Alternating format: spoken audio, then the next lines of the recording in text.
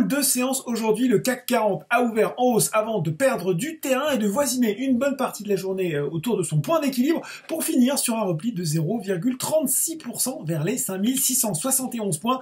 Outre-Atlantique, c'est un peu la même ambiance, hein, avec après une ouverture dans le vert qui a permis de battre de nouveaux records. Le vent a tourné et le Dow Jones se replie de 0,11% à 17h45 vers les 31 341 points, quand le Nasdaq recule un petit peu plus nettement de 0,58% vers les 13 927 points. Allez, on va regarder les valeurs en hausse sur le marché français. Alors après son interruption de cotation hier, eh bien c'est Natixis qui domine logiquement les hausses du SBF 120.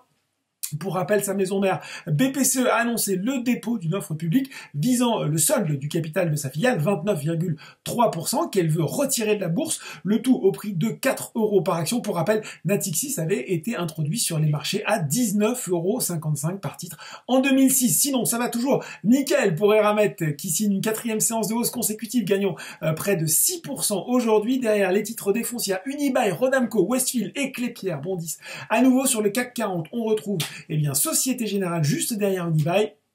Alors la banque a publié un bénéfice net part du groupe de 470 millions d'euros en baisse de 28,1% au 4e trimestre 2020, mais c'est mieux qu'attendu par les analyses grâce entre autres à un coût du risque moins élevé qu'anticipé. Mieux, Société Générale est optimiste pour la suite, tablant sur une poursuite du rebond entamé au second semestre 2020. Elle entraîne d'ailleurs BNP Paribas également dans son sillage. À noter enfin la hausse de 24%, de près de 24% de Genfit. La biotech a publié dans le Journal of Hepatology des résultats positifs de son essai clinique de phase 2, évaluant elafibranor chez des patients atteints de la cholangite biliaire primitive. Allez, côté baisse, partie compliquée pour Ubisoft, malgré un 3e trimestre supérieur aux attentes. L'éditeur de jeux vidéo a déçu sur ses prévisions pour l'exercice en cours. Il table dorénavant sur un chiffre d'affaires compris entre 2,22 et 2,28 milliards pour un résultat opérationnel courant entre 450 et 500 millions. Sur le SBF 120, ST Micro, Casino Guichard et Elior sont également mal orientés. Puis sur le CAC 40,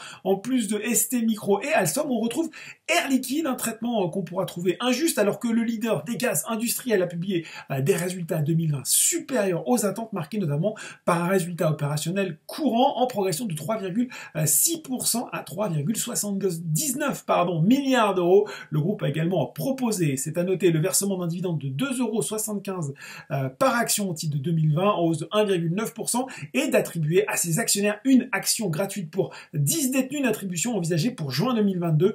Enfin, pour 2021, le groupe se dit confiant dans sa capacité à augmenter à nouveau sa marge opérationnelle et son résultat net récurrent à charge constante.